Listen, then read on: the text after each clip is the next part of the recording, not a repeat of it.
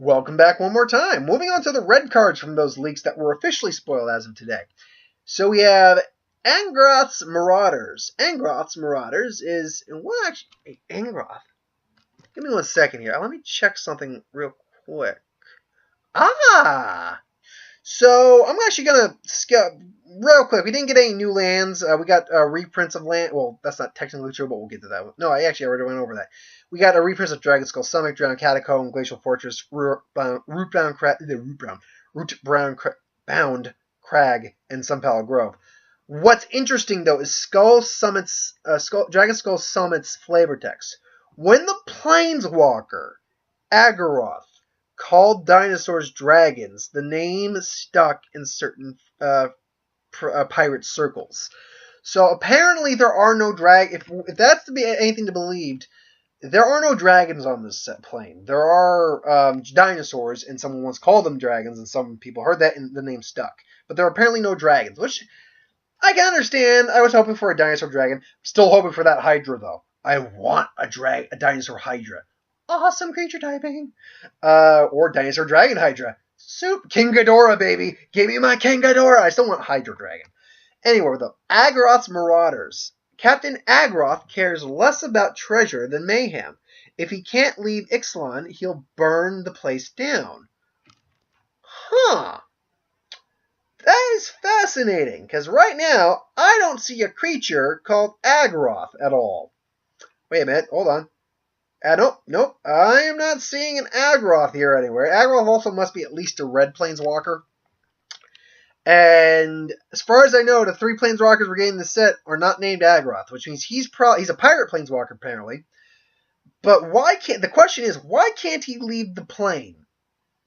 Is it kind of like the Omnixus scenario where he lost his spark for some reason? I'm curious on this.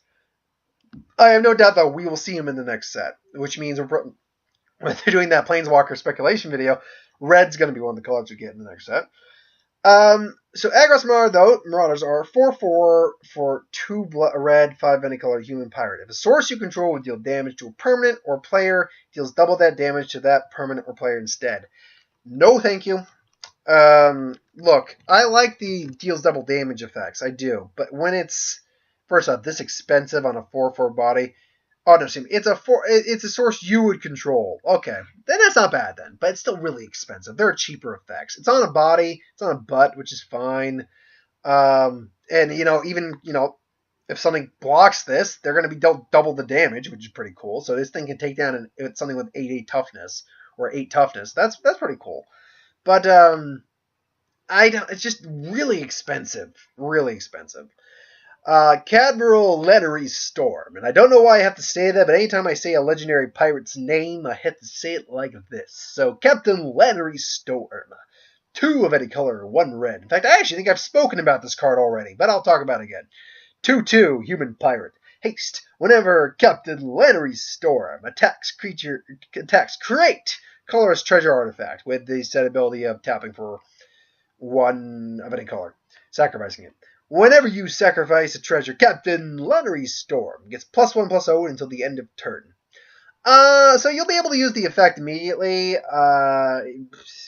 It's going to be very important in the pirate decks when you actually have pirate decks going on. Overall, can't really say I'm hugely fond of it, but it's not terrible. Rowdy Crew, 2 red, 2 of any color, human pirate, mythic, 3/3 trample. Right off the bat, I wouldn't say it's a mythic, but whatever. It's a rare. Definitely would be a rare level card. Or at least an uncommon. When it enters the battlefield, draw 3 cards. Then you discard 2 cards at random. If 2 of those cards share a card type, are discarded that way, put 2 +1/+1 counters on the Rowdy Crew. So what you're saying is, I'm drawing essentially 1 card. Let's be clear. You draw 3, but you have to discard 2. So you're really only getting 1, and you got to give up some other cards. Then, if by chance they meet the same card type, you can turn your 3/3 into a 5/5 with trample. Just no. Look, as a card, it's actually all right. Like it's not a terrible card in any sense of the word. As a mythic, this thing is not a mythic card. No, it is not.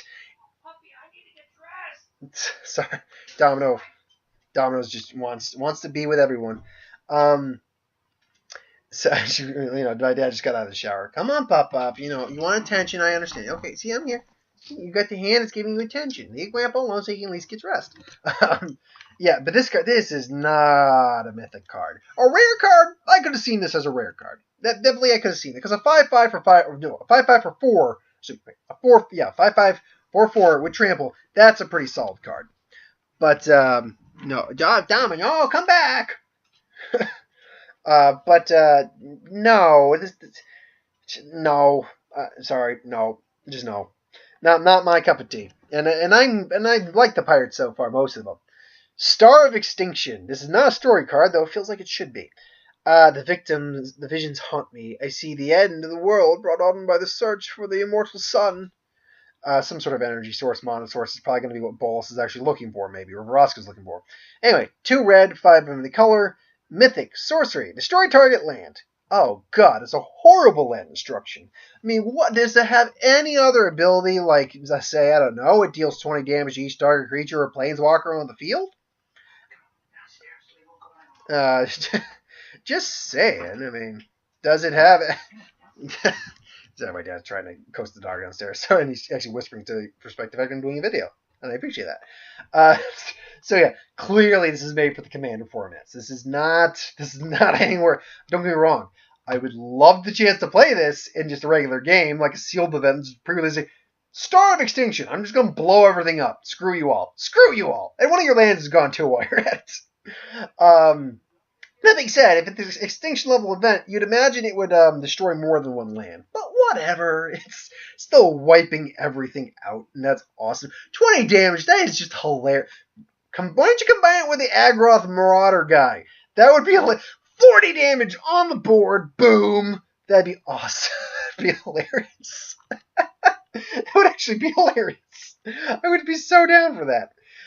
Sunbird's Invocation. 5 of any color, 1 red. Whenever you cast a spell from your hand, reveal the top X cards from your library. It's an enchantment, by the way. And it's rare. Where X is that spell's converted mana cost, okay? You may cast a card revealed this way with converted mana cost X or less without paying its mana cost. Put the rest of the cards at the bottom of your library in any order. That is pretty interesting. Now, with low-level spells like 2, maybe even 3, well, no. With 2 to 1 mana spells, you're really not going to get the value out of this effect very much. Once you get to 3, 4, or maybe even 5 mana spells, which, granted, aren't many or few, or X, you may get, and it just want to be sure, yep, X or less. So you could play a 5 mana card, but only have like a 2 or 3 mana card and still play it. So this is a pretty nice card. 6 mana is a little hefty, but again, with more expensive decks later in the game, I can see where this card gets its value from. Absolutely. Oh God, what are these names? Tilonali's Skin Shifter. 2 of any color, 1 red. Haste. 0/1. Human Shaman. Rare. Whenever this creature attacks, it becomes a copy of another target non-legendary attacking creature until the end of turn. So this is only going to be good when you're attacking. But let's say you play, I don't know, a 7/6 2 green, 4 of any color, Carnage Tyrant that can't be countered and Trample X for the turn prior to this, and you both swing in, then yeah, it's gonna be a fun time in Old Town Night. Yeah, it's gonna be pretty awesome. Now that being said, it's still squishy. It could still easily die, especially if you don't. This card's not going to do anything the turn you play it out if you don't have something to attack with. This card's you need to play this actually later in the game. You can't play this turn 1. Going on to the card I just mentioned, Carnage Titan, again, is a 7/6 for 2 green, 4 of any color dinosaur. Carnage Tyrant cannot be countered. Very important. Also has Hexproof, very important, and Trample. Vraska can kiss this thing's ass. It's like, aha, I will turn you to stone. I can't do anything to you. Why can't I do anything? Oh, dear Lord. Oh, my God. Oh, my Bolas God. So, yeah. This card is Mythic, obviously. Disgusting! And you better believe I'll be playing it if I get it. Deep Root Champion is 1 green, 1 blue. 1/1, Merfolk Shaman. Whenever you cast a non-creature spell, put a +1/+1 counter on Deep Root Shaman. It is essentially permanent prowess, and I can get down with that. I can get down with this sickness. Oh wah. So yeah, that's a pretty awesome card. Not gonna lie, that's pretty sweet. And that will be going in some decks. Don't think it won't. It will be going in decks. Emperor's Vanguard, 1 green, 3 of any color, Human Scout rare, 4/3. Whenever it deals combat damage to a player, it explores. And we've already gone over that, which makes this card pretty sweet no matter what. Honestly, I'm going to find it very hard to find a card that has Explore that is not good. At least not okay. And at least, it's good in some sense. These cards look amazing. Ripjaw Raptor, 2 green, 2 of any color, for a 4/5 dinosaur enrage. Whenever this card is dealt damage, or Ripjaw Raptor is dealt damage, you can draw a card. I like it that this says raptors are clever enough to tear away hard metal shells to get the tasty morsels inside. And the cards has no downside. When you're a card and it has no downside, the dinosaur cards so far are all really hitting the mark. I mean, when we really get to it, Goring Cerebral, I'd say, is probably the weakest one I've seen so far, and that's simply because its power and toughness just aren't strong enough to really cut it in most circles. But if you could pump it up in some way, like if you're able to play it if there's like a dinosaur lord effect that pumps up dinosaurs, then yeah, I mean, Sunwing, hands down, awesome. Burning Sun Avatar I've already spoken about, really good. Oh, the Sun Crown Hunters are also pretty solid. Obviously, Carnage Tyrant, can't go wrong with that. Ripjaw Raptor, super great. And then we're going to get to the next one here in just a little bit. Verdant Sun's Avatar, 2 green, 5 any color. It's another avatar. There's 3 of them. The white one has not been actually officially revealed yet. 5/5 Dinosaur Avatar, rare. Whenever avatar or another creature enters the battlefield under your control, you gain life equal to that creature's toughness. So right off the bat, you're playing this card for 7 mana, you're getting 5 life. Whenever you keep playing creatures, you gain life. Card's solid compared to Burning Sun Avatar. I liked. It's definitely a bit more of an aggressive dinosaur. It's like a T-Rex, kind of like an Allosaurus thing, but it's really only a one-shot card. Then you just have a 6/6, which is nothing to sneeze at, but it's still just a 6/6. With this, you have a continuous effect, which I like. Shaper's Sanctuary, 1 green, enchantment rare. Whenever a creature you control becomes the target of a spell or an ability an opponent controls, you may draw a card. Great for when they're being targeted. Here's the thing though. Unless they're targeting you, it's not good, and it has to target. The creatures have to be targeted. It can't be like a wipe effect. It can't be like a board wipe effect. Excuse me 1 second. I'm going to get another card ready for. Actually, I need to get a couple cards ready for doing the thumbnails because I had to split the video up. It's good, but only when you're being targeted. They know you're going to get cards you're targeted. They're probably just not going to target you, or going to make sure they're going to target the things that matter. So then it's just going to be sitting around doing nothing, which not that good. Waker of the Wilds, 2 green, 2 of any color. Merfolk Shaman. It is a 3/3, so 3/3 for 4, not bad. You can pay 2 green and X, put X +1/+1 counters on target land you control. That land becomes a 0/0 elemental creature with haste. It's still a land. That's pretty cool.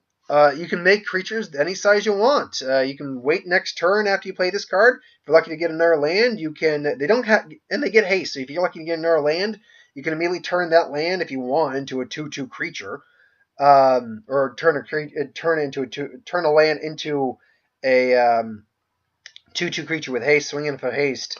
But frankly, you might want to wait just a little bit. You can continue making lands and stuff like that, but still.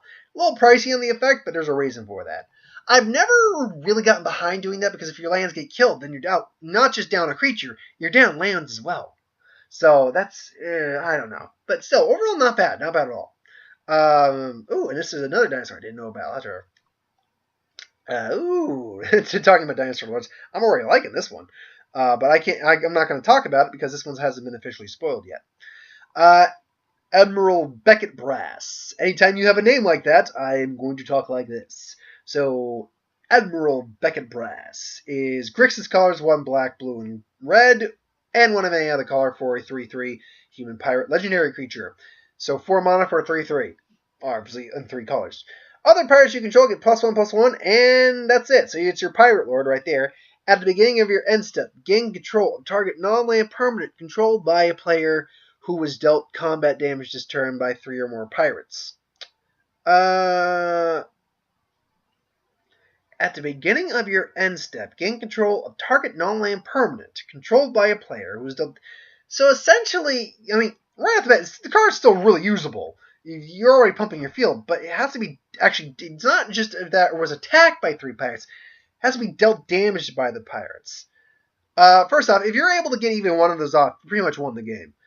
But frankly, here's the thing: if you're at the point you're able to get 3 pirates who are pumped up by this guy to hit and deal damage by 3 of them, you're probably already winning. You probably don't need to take control of things. This is kind of just like insult to injury at this point.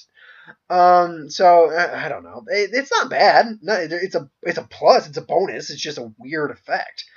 Gisha, Sun's Avatar. This is your big, meaty, legendary dinosaur avatar, which I am digging. 9 colors, 1 white, green, and red. 5 many colors, so 8 mana. Hefty, but, you know, what are you going to do? It's a big old dinosaur. 7/6, trample, vigilance, and haste. That means you're going to swing in, deal damage, and not tap. Whenever this creature, I'm not even going to go with a name at the moment, deals combat damage to a player, and it's not going to be too hard with trample, and 7 power, reveal that many cards from the top of your library. Put any number of dinosaur creature cards from among them into the battlefield, and the rest at the bottom of the library. So essentially what it's saying is, I'm going to cascade and get all the dinosaurs. Well, you know, you have to do damage. No, I'm going to get all the dinosaurs. Because if I make a dinosaur deck, you better believe it's pretty much going to be almost nothing but dinosaur creatures. Maybe 1 or 2 non-dinosaur creatures here. Like from what we might see a bird of paradise show up as like a dinosaur. But yeah, no, it's getting. It's like I'm to quote Ron Swanson. I'm sorry, maybe I think you may have misheard me when I said that. I think what you heard was a lot of dinosaurs. What I meant to say was, bring me all the dinosaurs you have. Hostage Taker. So yeah, that card's sick, disgusting, awesome. Hostage Taker. 1 blue, 1 black, 2 of any color. 2/3. Human Pirate. When it enters the battlefield, exile target artifact or creature until the Hostage Taker leaves the battlefield. You may cast that card for as long as it remains exiled. You may spend any mana as though it's the mana of any color. So essentially, hey, I'm going to exile your thing and play it as my thing unless you can get rid of this thing beforehand. Now I heard there's some sort of weird infinite combo with this that someone's making out. Like, hey, she can exile herself and make a loop. No, that's not how that works. No, yeah, technically, no, I take that back. Yes, that technically, she can exile herself, loop, and so yeah, if you want, like, say, if you got your Soul Warden or whatever, just use an example, enters the battlefield, gain 1 life, exile herself, she left the field, back, whatever. So you could theoretically gain infinite life, and if you got like something that does damage when it comes out, like there's another cleric that does it from Phyrexia, New Phyrexia, then theoretically you could make a loop with this. And actually, thinking on that, I might have to try to attempt that at some point. Because I have the cards that I can make that infinite combo work. Tishana's Voice of Thunder. See, I immediately mistook how expensive this card was. This is the Merfolk green-blue mythic that I was talking about last time before I decided not to do a video. Now, its power and toughness are equal to the number of cards in your hand. Now, it is 7 mana, 1 blue, 1 green, 5 any color. You have no maximum hand size though, so this thing and Kefnet want to be very good friends. This thing wants to be very good friends with Kefnet. Now, that being said, when it enters the battlefield, you draw a card for each creature you control, kind of like Prime Speaker Zagana, except that one's for power and toughness. This one's for amount of creatures you control. So if you can get like 3 or 4 creatures, you'll immediately have this thing at least 3 or 4. But less likely you'll have it at higher than that. Let's see now. Sorcerer's. So, it's expensive, though. That's the thing. There's a lot of expensive cards in this set. This thing were maybe like 1 mana cheaper, I would dig on it. I'd be 100% for it. But at 7 mana, I can't readily say it'll be going into my My personal green-blue deck, my preferred. I have like, do I have 3 or 2? I think I have no. I have 2 green-blue decks. One's designed for like copying tokens and stuff like that. The other's designed for +1 count. It's like my OG, my original green-blue deck, which I love to death. It's my favorite deck. But I'm planning to actually make a green-blue Merfolk deck when this all comes out. So that's going to be my 3rd green-blue deck. Sorcerer Spyglass, 2 of any color, rare. Sorcerer Spyglass enters the battlefield. Look at opponent's hand, name a card. Activate abilities of sources with that name can't be activated unless they're mono abilities. So it's a nice little stall card. Nothing I can really say for or against it. Yeah, overall though, god damn, you know, see, I enjoyed Almond Cat. Wasn't really. I was digging some of the cards. I like the gods. The gods are cool, but it was really bleak, and the Egyptian environment, the first go around was pretty fun. But after, I'm like, even though I can say I'm kind of bored of this plane after the first go, Kaladesh was kind of fun and bright, but I've never been huge into artifacts. Innistrad, I like the Gothic horror, but I have my limit with that. I'm really a big fan of kind of like the original Zendikar. I love Ravnica's really cool just because the environment, the story, the guilds, all that. And this, the adventure theme, the dinosaurs, the color combination, this could easily turn out to be one of my favorite planes and favorite sets. So we're going to have to see how that plays out. Anyway, thanks for watching. Hope you enjoyed. Like, comment, share, subscribe. As always, if you want us to review something, put in the comments below. Let us know. We'll do a review at some point. Who would win? Star Wars, superhero, magic, what ifs? Let me know. Put that in the comments below. I'll get to it at some point. Now I don't know I might do more Magic videos throughout the week. It looks like we're gonna get some leaks throughout the week. The official spoiler season hasn't started. It starts next week. But looks like we will be getting some leaks, or spoilers, I should say, throughout the week. And then obviously who would win throughout the week. No, there's not going to be any review this week. What if on Thursday, and then the usual. Anyway, thanks for watching. Hope you enjoyed. See you guys next time.